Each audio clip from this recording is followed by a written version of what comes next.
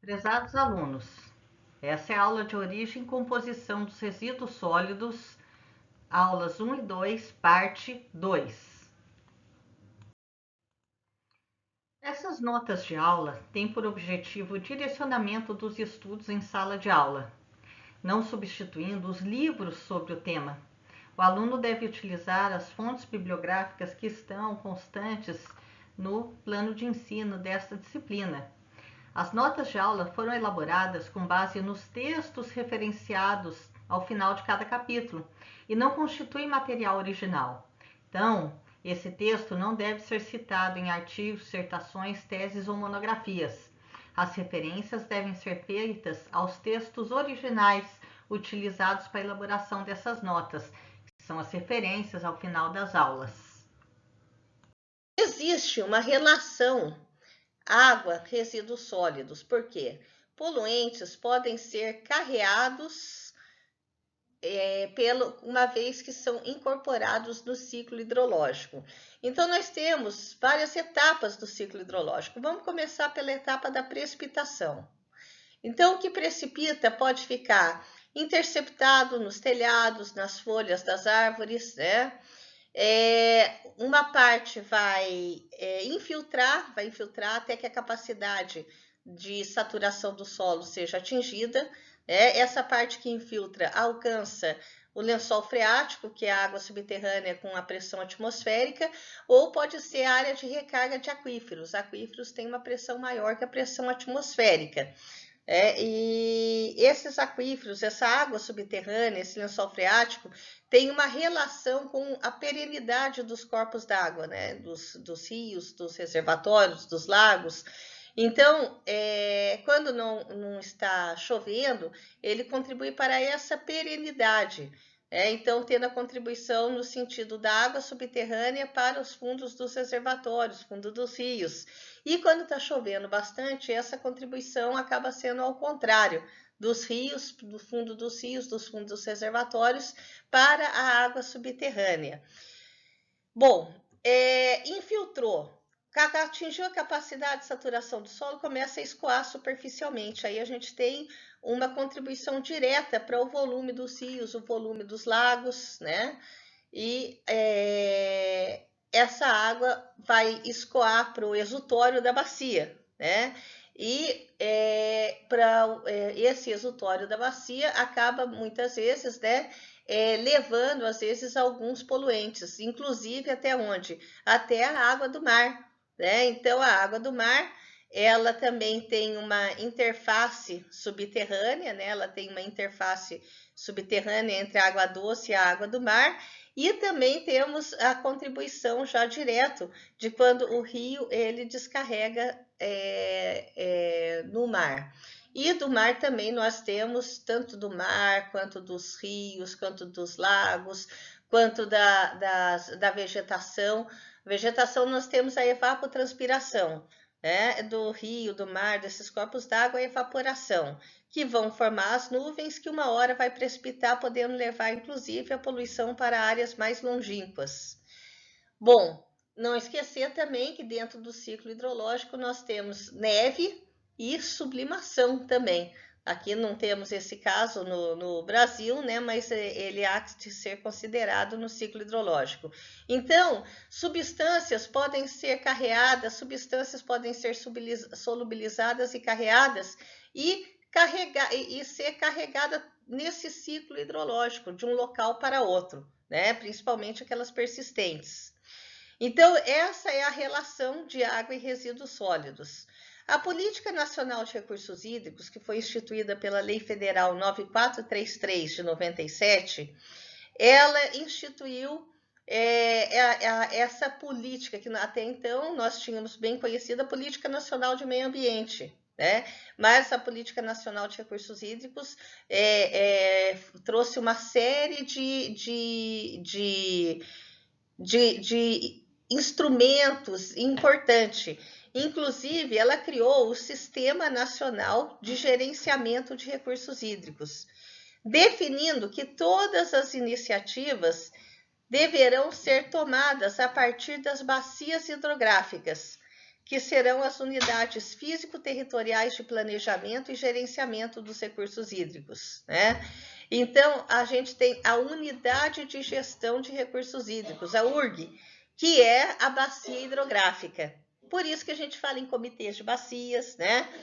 Então, na Política Nacional de Recursos Hídricos foi instituído o gerenciamento integrado, descentralizado e participativo dos recursos hídricos, tripartite, né? Então, houve a adoção, como nós falamos, das bacias hidrográficas como unidade físico-territoriais de planejamento e gerenciamento dos recursos hídricos.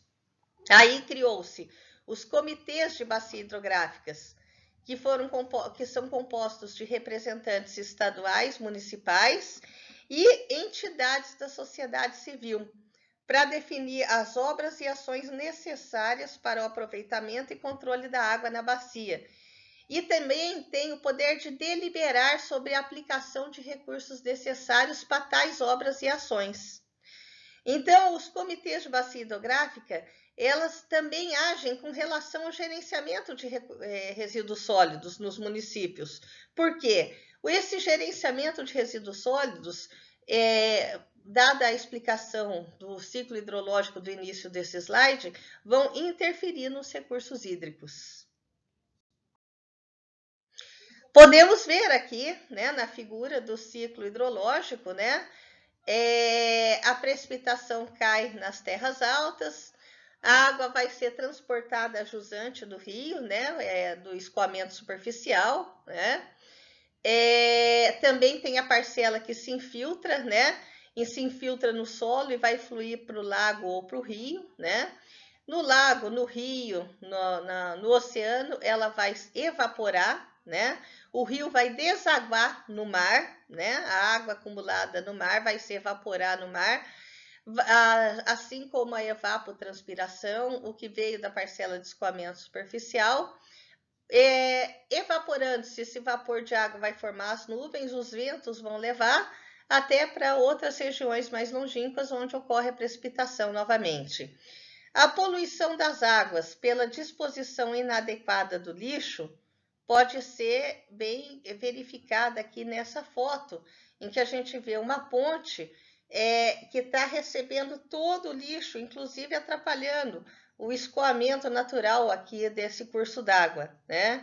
E formando pelos nutrientes, a gente pode ver até formando um certo lodo, né? Por causa dessa matéria orgânica aí, que vai atrapalhar bastante o escoamento desse rio. E pode causar problemas que a gente vê tanto de enchentes nas grandes cidades, e nas cidades em geral. Classificação dos resíduos sólidos de acordo com a Política Nacional de Resíduos Sólidos, a Lei 12.305 de 2010. O artigo 13, ele classifica os resíduos sólidos quanto à origem, né? Temos classificação quanto à periculosidade, mas é importante também a classificação quanto à origem, que essa classificação nos dá a ideia da abrangência tão grande que é dos resíduos sólidos, maior até do que possamos ter imaginado de início. Então, resíduos domiciliares são aqueles que são originários de atividades domésticas nas residências urbanas. Então, são aqueles resíduos que nós produzimos em nossas casas, um exemplo, né? Resíduos de limpeza urbana, originários da varrição, limpeza de logradouros, né, das ruas, das praças e vias públicas e outros serviços de limpeza urbana. C. Resíduos sólidos urbanos são os resíduos domiciliares mais os resíduos de limpeza urbana. D. Resíduos de estabelecimentos comerciais e prestadores de serviços. São os gerados nas atividades comerciais e prestadores de serviço, excetuados os resíduos de limpeza urbana, o E, resíduos dos serviços públicos de saneamento, o G, resíduos de serviço de saúde, e nós vamos ver a linha H e J no próximo slide. Então, já vamos lembrar que eles não o H e o J, eles não estão incluídos nos resíduos de estabelecimentos comerciais e prestadores de serviço. As características desses resíduos vão ser muito ligadas, muito correlacionadas à atividade comercial que é desenvolvida ali. Restaurantes, né, a gente vai ter bastante matéria orgânica, mas em geral, em comércio, a gente tem muito plástico, papel, muita embalagem, né? Então é bem característico isso daí dos resíduos de estabelecimentos comerciais. Resíduos dos serviços públicos de saneamento básico são os gerados nas atividades, excetuados da linha C, que são os resíduos sólidos urbanos. O que a gente pode incluir nisso daí? Né? Os lodos das estações de tratamento de água, os lodos das estações de tratamento de esgoto. Conforme a gente falou em aulas anteriores, quando você faz uma adequação da água de um manancial para o padrão de potabilidade por meio dos processos físico-químicos que ocorrem, dessas operações que ocorrem dentro de uma estação de tratamento de água, você separa aquela matéria que altera essas características, só que a gente não dá fim na matéria. A gente desestabiliza as partículas que estão estabilizadas, inicialmente a gente vai desestabilizar para formar o lodo, e esse lodo vai se separar, né? O floco ele vai se separar por decantação, né, da massa líquida que está sendo tratada, e depois o que a gente não consegue decantar por filtração. Isso forma o lodo da estação de tratamento de água, que tem que ser condicionado e tratado. Da mesma maneira, numa estação de tratamento de esgoto, você tem a separação das partículas, que são os sólidos, né, que a gente vai querer separar para poder condicionar a água, o esgoto, aquele efluente, ao padrão de lançamento previsto em legislação específica. Então, você tem o desarenador, você tem as grades, que são limpas, né? As grades, o desarenador, que também tem a limpeza periódica deles, o decantador primário, que forma o lodo primário, e o decantador secundário no lodo secundário. No exemplo de uma estação de tratamento de esgoto por lodo ativado, né? Então, temos o lodo de esgoto, da ET também. Temos lodo de efluentes industriais, que passam muitas vezes por processo físico-químico. Há uma separação, mas a gente não destrói essa matéria sólida, né? Ele vai sair na forma do lodo. Então, dependendo da composição desse lodo e da periculosidade dele, ele vai virar um resíduo sólido que tem que ser necessariamente gerenciado como tal. Resíduos industriais são os gerados nos processos produtivos. Os processos produtivos está relacionado com o quê? Com a atividade fim da indústria. Então, se ela fabrica detergente em pó, né, são os processos produtivos que levam à fabricação do detergente em pó, né? Se agora as instalações industriais, há uma série de instalações, por exemplo, de apoio, né? Então, o restaurante que gera o resíduo sólido dele, o ambulatório, o serviço de ambulatório, que gera o resíduo sólido dele, a estação de tratamento de efluentes sanitários, que gera o lodo, a estação de tratamento de efluentes industriais, que gera o lodo industrial, né, da ET industrial. E também temos o que? Das embalagens, que chegam os insumos, né? Os resíduos dos insumos, às vezes algum tipo de reforma gera um resíduo eventualmente de construção e demolição. Então, os resíduos industriais, eles vão abranger uma ampla gama de tipos de resíduos. Resíduos de serviços de saúde, os gerados no serviço de saúde, assistência sanitária, né? Conforme definido em regulamento ou normas estabelecidas por órgão do Sistema Nacional do Meio Ambiente e Sistema Nacional de Vigilância Sanitária. H, conforme nós falamos no slide anterior, resíduos da construção civil. São os gerados nas construções, reformas, reparos e demolições de obras de construção civil, incluídos os resultantes da preparação e escavação de terrenos para obras civis. Então, nós temos resolução CONAMA, que faz uma classificação, inclusive, desses resíduos de construção civil em classe A, B, C e D, né? Inclusive, em últimas resoluções CONAMAs, nós tivemos o quê? Né? A inclusão do amianto, né? Porque o amianto, ele é perigoso, né? Então, há uma subclassificação aí para esses resíduos de construção civil. E são gerados em construções, reformas, reparos e demolições. Então, a gente pode achar ainda caixa d'água de amianto, telha de amianto, se é demolição, né? Nesse caso de demolição, também podemos achar pedaços de vigas, podemos achar pisos, revestimentos, né?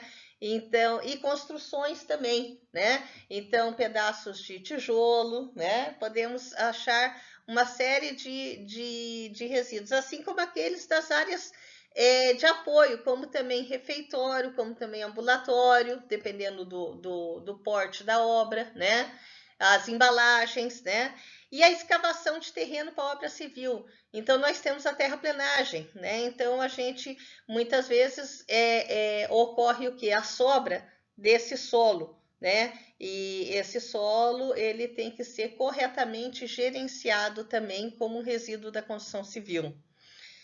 Resíduos agro-silvo-pastoris, os gerados nas atividades agropecuárias e silviculturais, incluídos os relacionados a insumos utilizados nessa atividade. E aí a gente pode imaginar os agrotóxicos, os pesticidas, o que é gerado, por exemplo, de dejeto de suíno, dejeto de bovino, né? De aves nas granjas, né? Então, podemos imaginar na indústria, numa planta de cana-de-açúcar, né? Incluídos relacionados aos insumos utilizados nessas atividades. Resíduos de serviços de transporte, os originários de portos, aeroportos, terminais alfandegários, rodoviários e ferroviários e passagens de fronteira. A característica dele é muito parecida com o comercial, com os nossos resíduos domésticos, porque tem resíduo de sanitário, né? Temos bastante embalagens. Então, por que ele acaba caindo numa classe especial? Porque há barreiras sanitárias. Então, passam nesses locais pessoas de diversas regiões do mesmo país, de diversos países diferentes, né? Então, para evitar que haja a disseminação de doenças, né? A disseminação de pragas, há barreiras sanitárias, né? Então, por isso que ele cai numa classe especial. Muitas vezes precisa até de quarentena para esses resíduos, para cargas, né? Para as pessoas que estão dentro desses locais de transporte.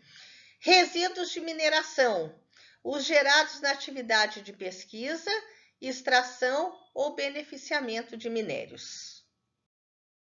Classificação dos resíduos sólidos de acordo com a Política Nacional de Resíduos Sólidos, Lei 12.305 de 2010. Quanto à periculosidade, então nós vimos quanto à origem e agora nós vamos ver quanto à periculosidade. Resíduos perigosos são aqueles que, em razão de suas características de inflamabilidade, corrosividade, reatividade, toxicidade, patogenicidade, carcinogenicidade, teratogenicidade e mutagenicidade, apresentam significativo risco à saúde pública ou à qualidade ambiental, de acordo com lei, regulamento ou norma técnica. Então, aqui a gente já fala de 7 características, né? Então, a inflamabilidade, corrosividade, aliás, 8 características.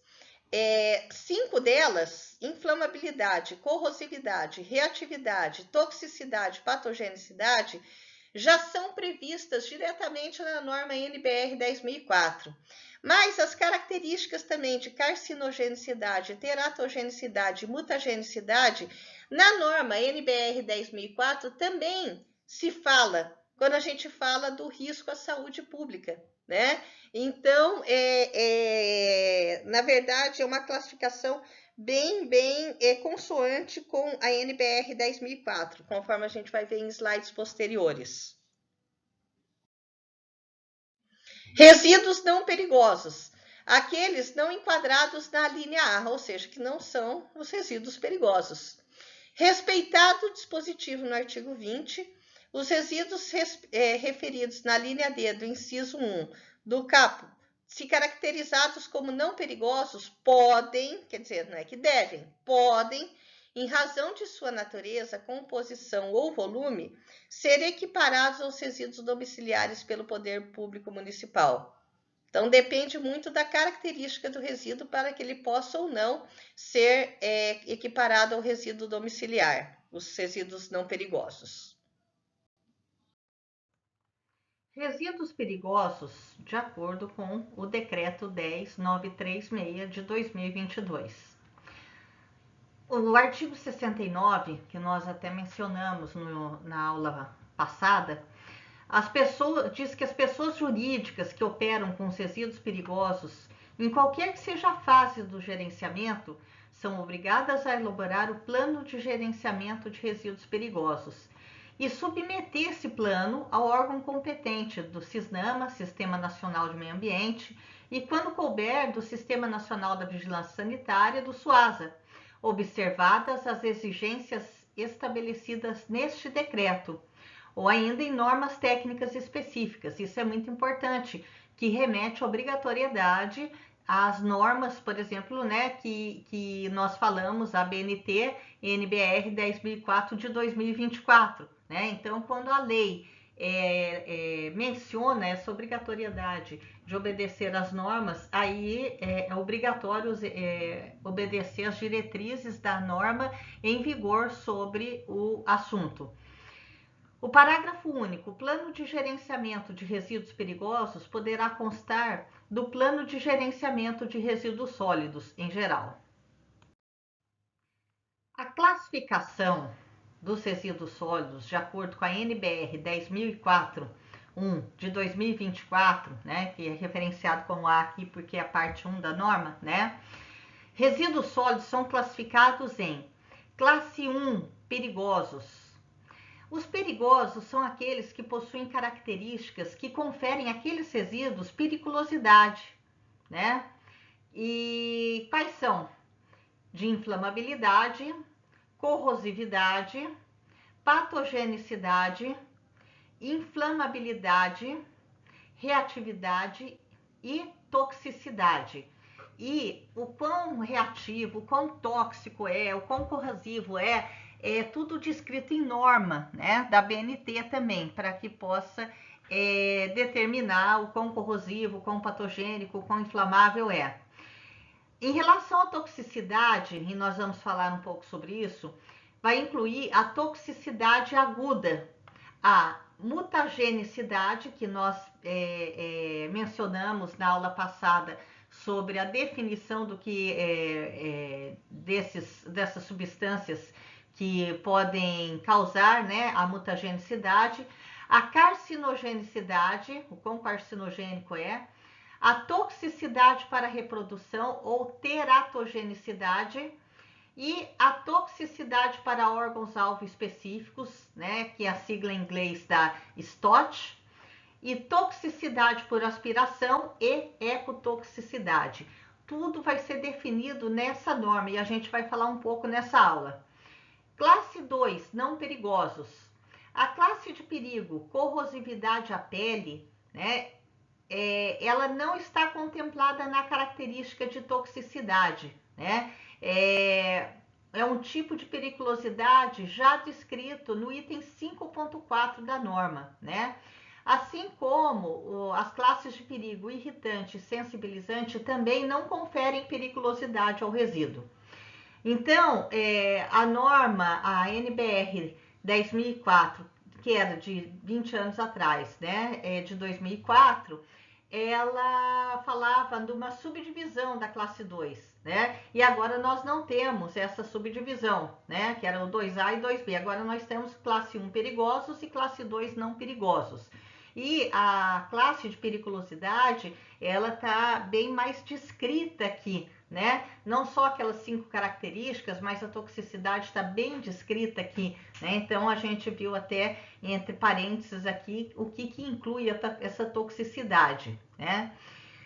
Para resíduos cuja destinação preveja sua aplicação direta no ambiente ou a disposição em aterros, devem-se considerar os requisitos estabelecidos nas normas específicas sobre o tema. A gente vai ver no curso que há normas sobre o tema, né? Quando a gente faz a disposição em aterro, né? Aterro sanitário, né? Aterro de resíduo perigoso, né? Na ausência de tais normas, durante o período de transição, tais resíduos podem ser caracterizados como aquela subdivisão que a gente tinha, inertes e não inertes, que era da ABNT 10.004/2004. E por essa razão, nessa mesma aula, a gente vai falar sobre a classificação anterior. Bom, esses passos que nós falamos, passo 1 até o 4, né? Do macroprocesso de classificação dos resíduos quanto à periculosidade, né?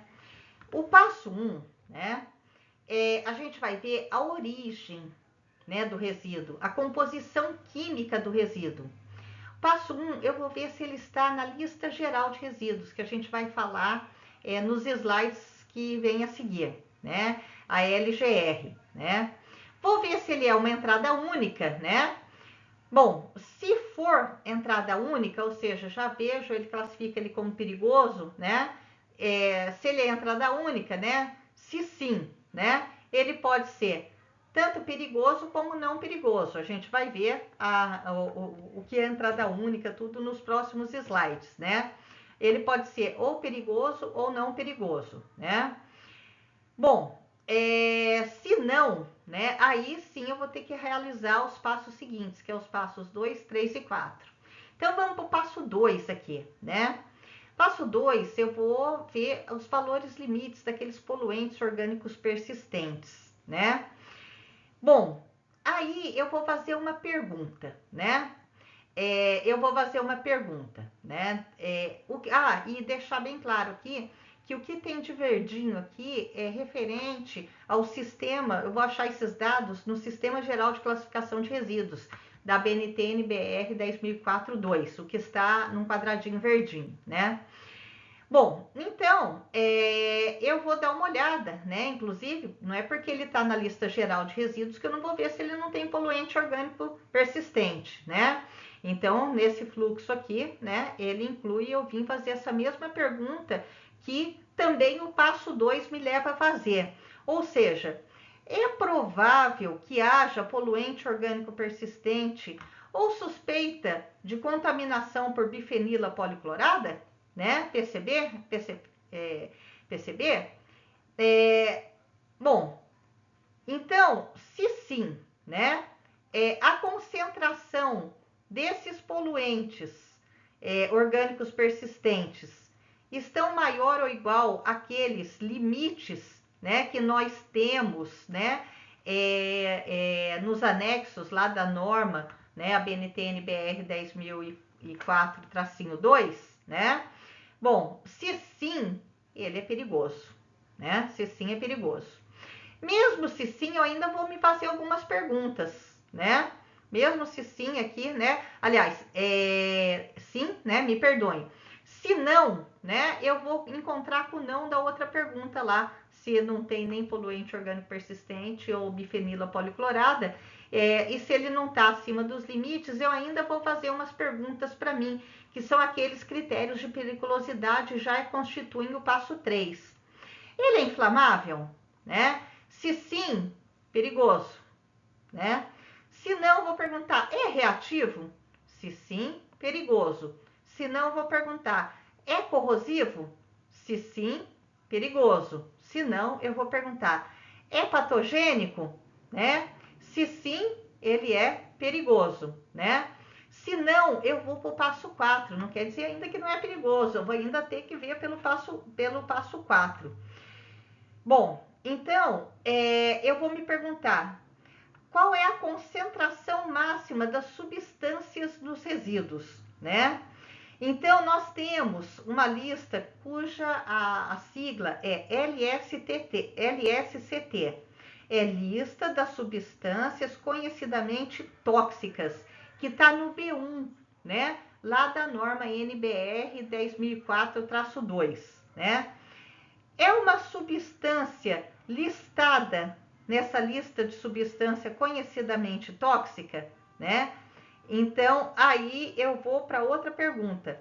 Eu vou avaliar o conjunto, né, de substâncias presentes no resíduo. Tanto a listada, né, aqui vem uma listada, mas para cá a gente vai ver umas não listadas, né? E aí eu vou ver se a concentração está acima ou igual dos limites. Se sim, são daquelas regras lá da toxicidade que a gente vai ver nos slides posteriores. Perigoso, né? Se não, ele é não perigoso. Mas não é só esse caminho que me leva a essa pergunta.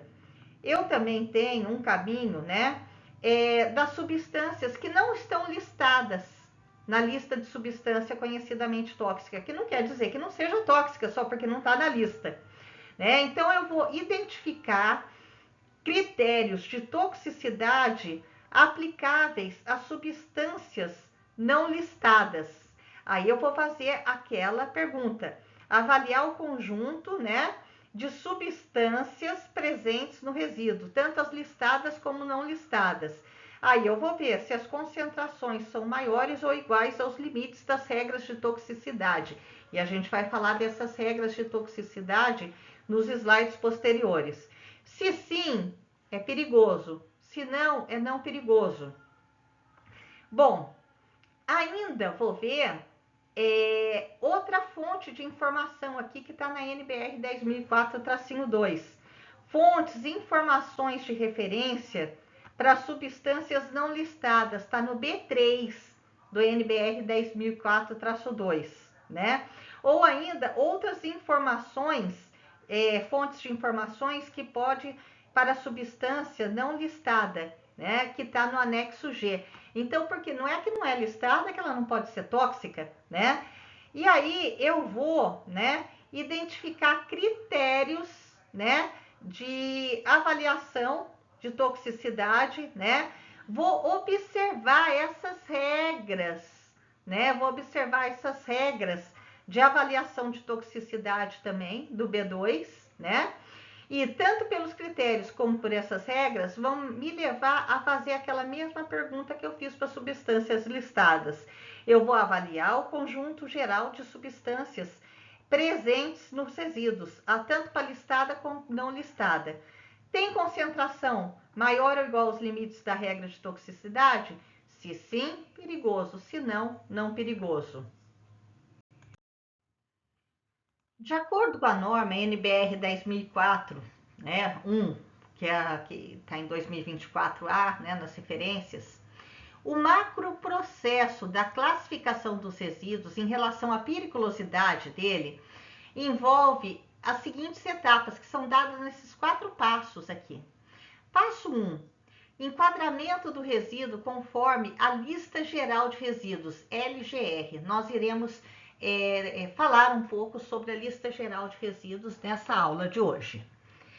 Passo 2, avaliação da presença dos poluentes orgânicos persistentes. Nós já falamos na aula passada sobre os POPs, né, no resíduo. Passo 3, avaliação das propriedades físico-químicas, que podem conferir características de periculosidade ao resíduo, né? Inflamabilidade, reatividade, corrosividade e infecto-contagiosas, patogenicidade, que podem conferir periculosidade ao resíduo. E passo 4, avaliação da toxicidade do resíduo. Lembre-se de alguns slides atrás que nós falamos quais tipos de toxicidade incluía, inclusive, né, a ecotoxicidade. Se um resíduo for classificado como perigoso em qualquer um dos passos, o processo de classificação pode ser interrompido, ou seja, é perigoso, parou ali, o resíduo é perigoso. Caso contrário, resíduos não classificados como perigosos nas avaliações devem ser considerados como não perigosos. Bom, agora vejamos, né, esse macroprocesso, né? Vimos o fluxograma, né, alguns slides atrás, e o macroprocesso de classificação dos resíduos quanto à periculosidade. Quais são as informações necessárias? Nós temos aqui nessa primeira coluna as etapas, as decisões na terceira coluna e a classificação que me dá, né, de acordo com cada combinação aqui. Bom, então, informações necessárias. A BNT NBR 17100-1, que nos dá o conceito de resíduo, né? Aí eu vou ver a origem do resíduo, as classificações básicas, né? E de acordo com a lista geral de resíduos, que nos próximos slides a gente vai especificar mais um pouco o que é essa lista geral de resíduos que está no anexo A da NBR 10.004-2, né? Então, aquele passo 1 que a gente viu, né? Eu vou enquadrar o resíduo ou não na lista geral de resíduos, né? Bom, então, né? Eu vou enquadrar esse resíduo. Ele tem entrada única, né? Ou seja, achei ele ali na lista do resíduo, no anexo? Se sim, ele pode ser tanto perigoso quanto não perigoso. Vai depender, a gente vai mostrar vários exemplos que vai ter não perigoso e perigoso. Se não, eu vou para o passo 2. Não esquecer, inclusive, da definição de resíduo, né? Lá no começo, a gente vai ver certificar que o material é um resíduo mesmo. Ele é resíduo, né? Ele se aplica, se ele não é um resíduo, não se aplica a norma e para ali. Se sim, a gente vai na lista geral de resíduo, né? A gente pressupôs que a gente já sabia que era um resíduo, né? Aí a gente vem para o passo 2, os valores limites dos poluentes orgânicos persistentes, que está na NBR 10.004-2, anexo C. A gente vai falar um pouco, né? No passo 2, certificar, né, de não ser resíduo do tipo poluente orgânico persistente, né? A concentração de POP está acima ou igual, maior ou igual o limite? Se sim, ele é perigoso. Se não, aí eu vou para o passo 3. As metodologias analíticas de análise. Aí eu vou me apoiar na NBR 10.004-2, o anexo D, né? Então, eu vou verificar os perigos físico-químicos e infecto-contagiosos, né? É constatado perigo? Se sim, é perigoso. Se não, ainda vou para outro passo aqui, o passo 4, né? Que eu vou me apoiar, né, aqui em verde, né, na lista de substâncias C tóxicas, né? Todas da NBR 10.004-2. Essa aqui no B1. No B2 é regras para avaliação de toxicidade. E o B3 são fontes de informações sobre substâncias químicas não listadas. Ou ainda, outras fontes de informações que a gente não tenha na NBR 10.004-2, que vai estar outras fontes de informações indicadas no anexo G, né? Aí eu vou verificar a toxicidade, perigos à saúde humana e ao meio ambiente. É tóxico em razão das substâncias? Se sim, é perigoso, né? Se não, ele é não perigoso. Entre os anexos da NBR 10.004-2, né, 2024B, nós temos a lista geral de resíduos que a gente vem falando aí nos últimos slides, o LGR, né? Então, eu apresentei alguns exemplos aqui para vocês da norma, né?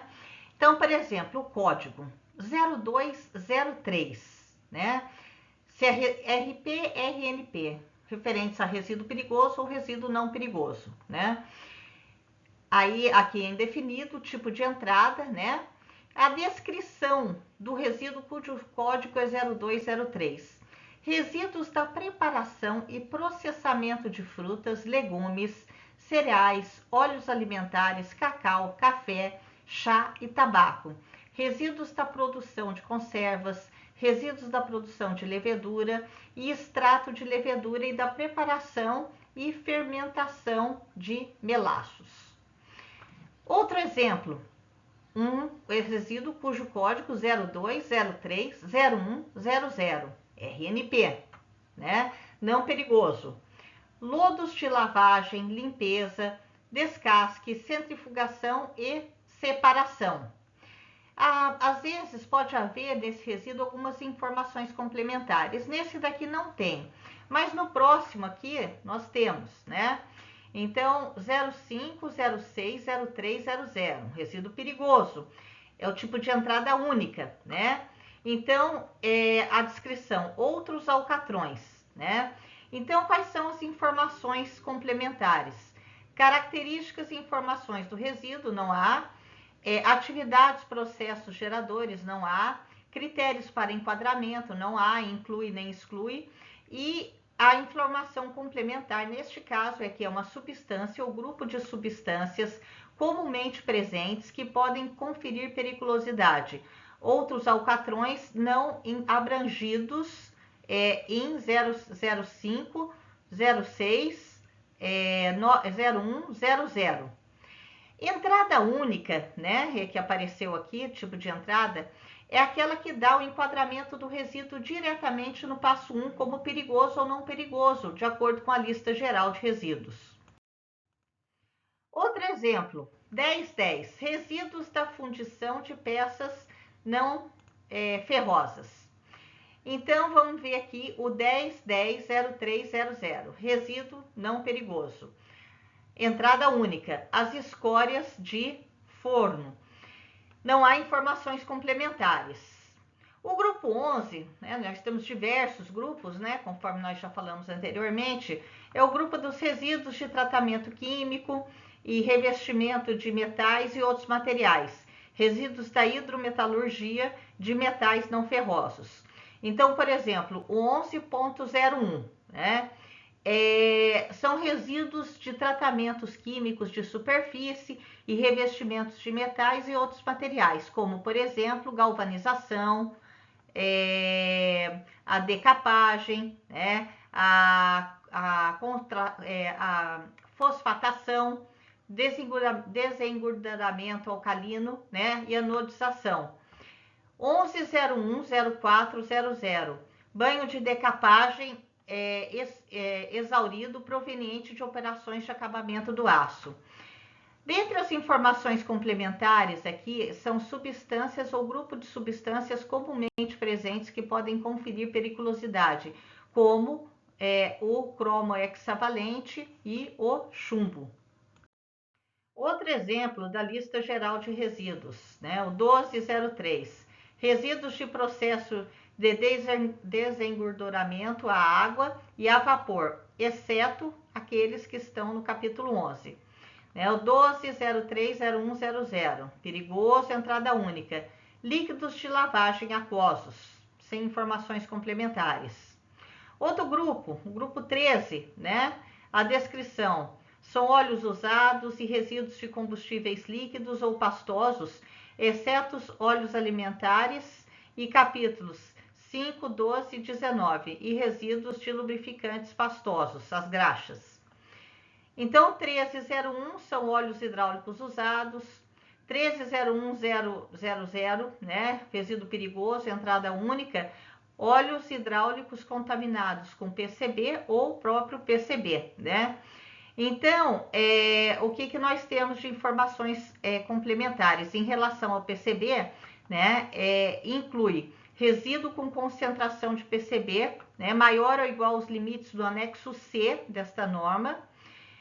Exclui resíduos com concentração de PCB, né, menor que os limites do anexo C.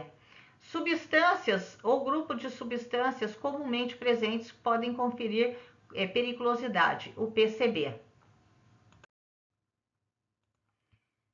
O anexo B nos fala sobre a estrutura, né, da lista geral de resíduos, de acordo com a BNT-NBR 10.004-2, né, que está referenciado como 2024B.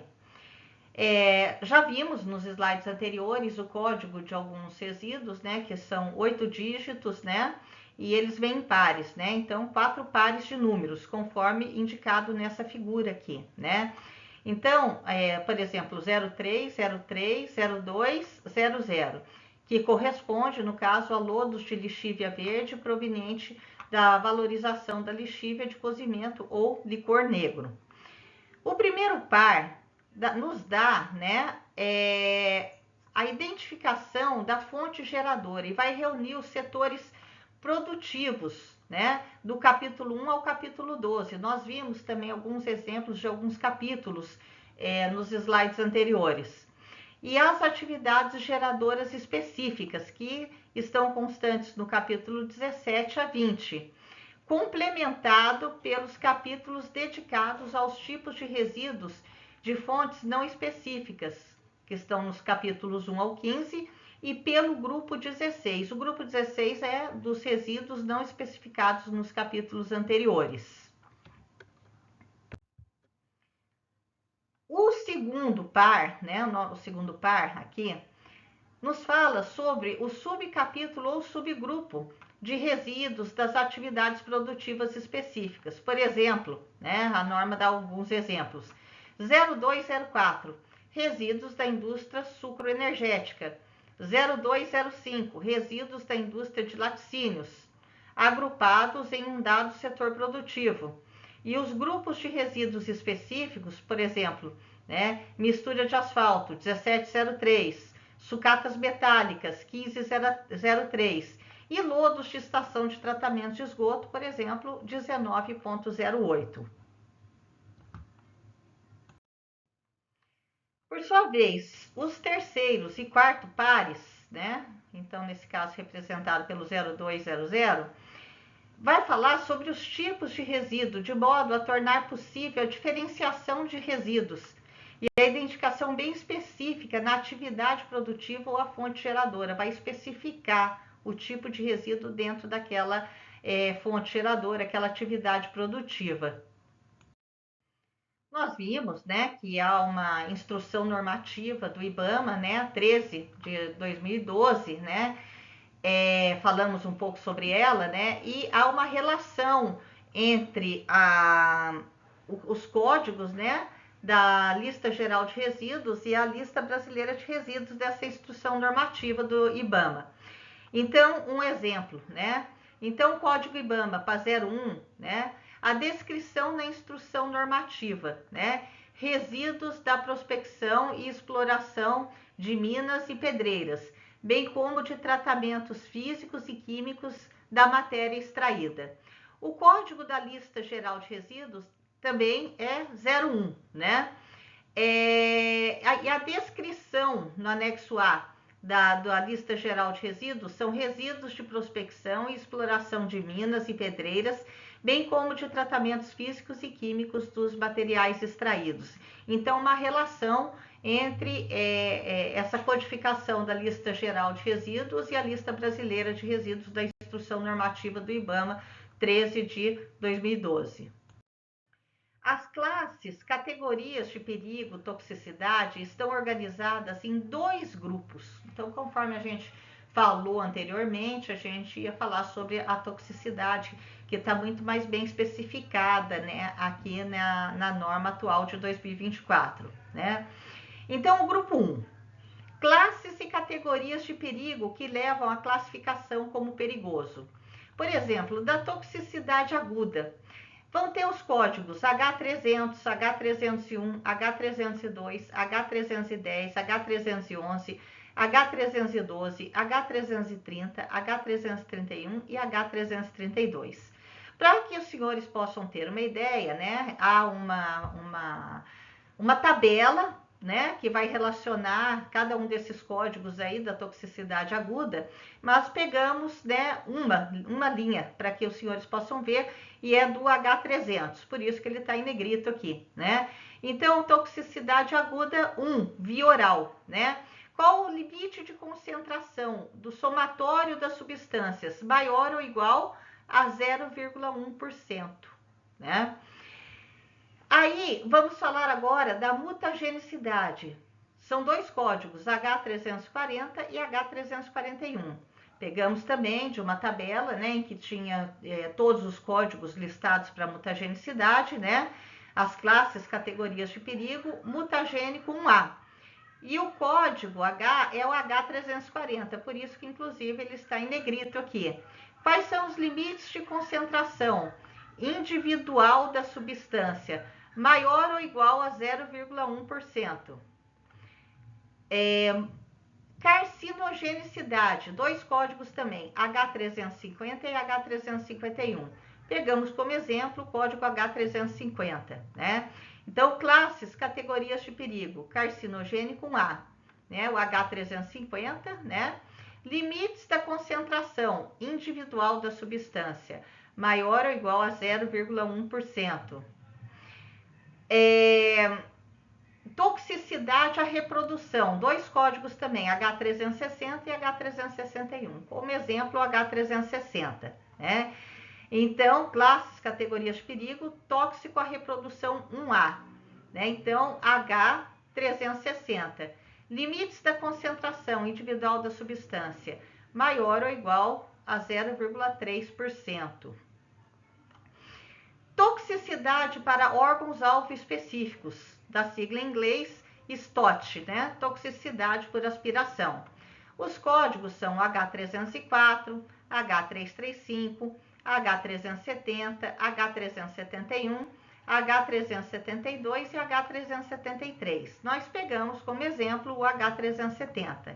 Então, classes, categorias de perigo, tóxico para órgãos-alvos específicos, exposição única, 1. Código H370, o limite da concentração individual da substância maior ou igual a 1%. E ecotoxicidade, códigos H400, H410, H411, H412, H413 e H420. Pegamos o H420 de exemplo. Então, classe e categoria de perigo. Perigoso, a camada de ozônio 1. Código H420, limite da concentração, somatório da substância, 0,1%. Então, pode ver que as classes de toxicidade estão muito mais bem especificadas na norma vigente agora a partir de 2024. As classes, né, a gente estava falando, né, a continuação dos dois grupos. Falamos do grupo 1, agora vamos falar do grupo 2, né? São classes, categorias que não levam a classificação como perigoso, né? Que são o irritante, né?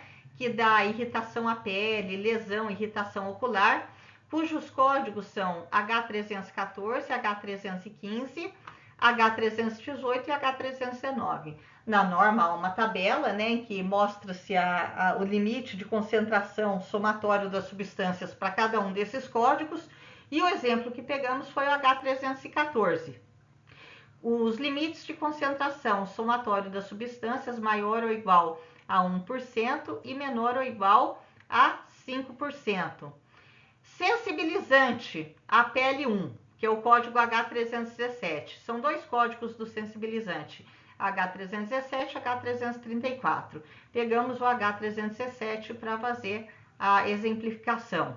Sensibilizante a PL1, limites de concentração individual da substância, maior ou igual a 10%. Resíduos contendo apenas as categorias de perigo do grupo 2 não podem ser classificadas como perigosas. Resíduos que contenham classes, categorias de perigo do grupo 1, abrangendo ou não as categorias de perigo do grupo 2, porque às vezes ela pode ter do grupo 2 e ainda compreender um pouco toda a classe de perigo do grupo 2. Devem ser classificados como perigosos, mas se tiver só do grupo 2, né, eles não podem ser classificados como perigosos. O anexo C da norma nos fala sobre os valores limites, né, dos POPs, poluente orgânico persistente nos resíduos, né, da NBR 2004-2, referenciada como 2024B. Então, os PCBs, a bifenila policlorada, né? Então, qual o limite de concentração? 50 miligramas por quilograma, né? Também temos dibenzo-P-dioxina, dibenzofurano policlorada e bifenila policlorada sob a forma de dioxina, né? Então, quando a gente vê muito isso, né? Quando a gente estuda a incineração, né?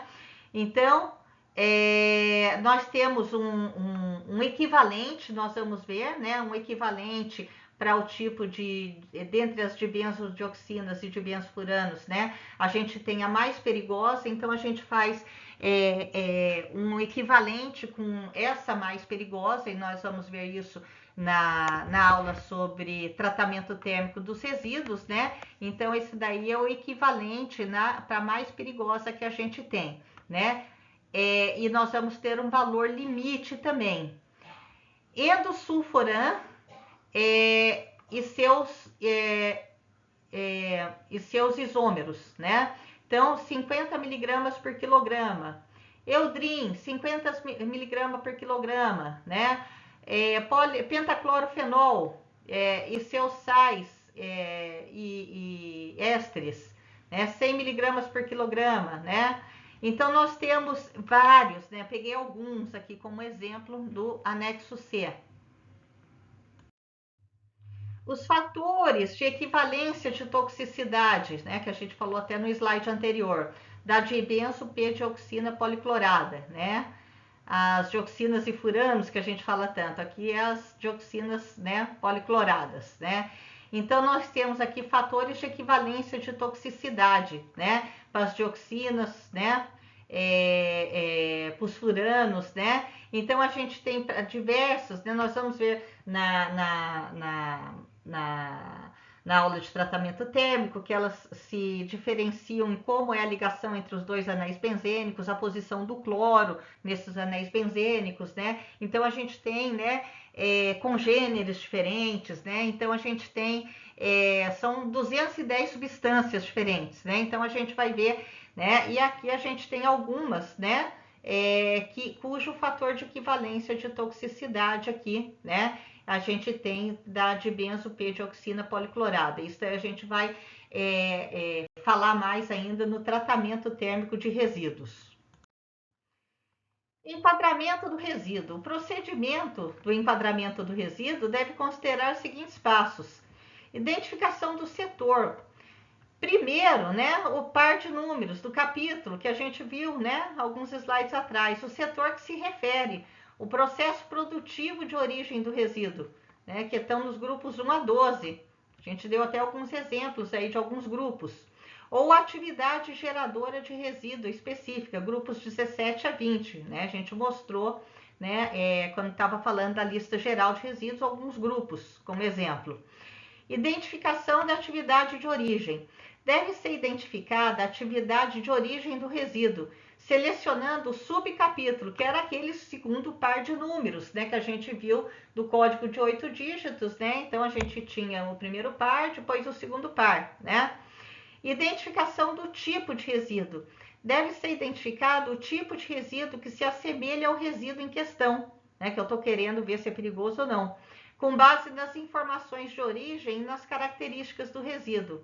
Não podem ser utilizadas entradas gerais, XX, né? Por exemplo, XXXX 9800 ou XXXX 9900 nessa fase. Nessa fase tem que ser bem específica já. Continuando, né, do procedimento de enquadramento do resíduo, né, dos passos.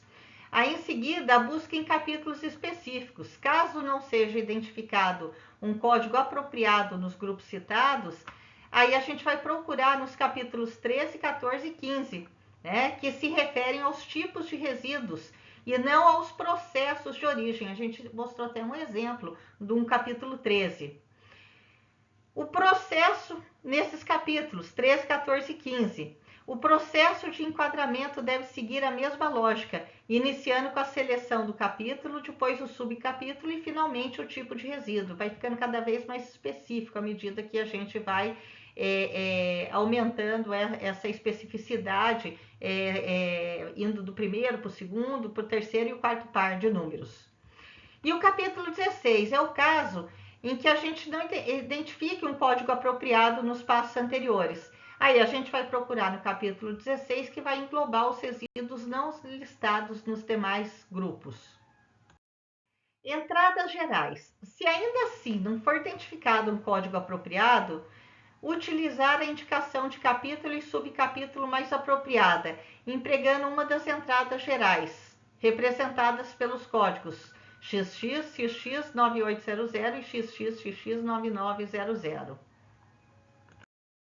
Bom, feita, né, a classificação do resíduo, né, nós temos que gerar um laudo de classificação do resíduo.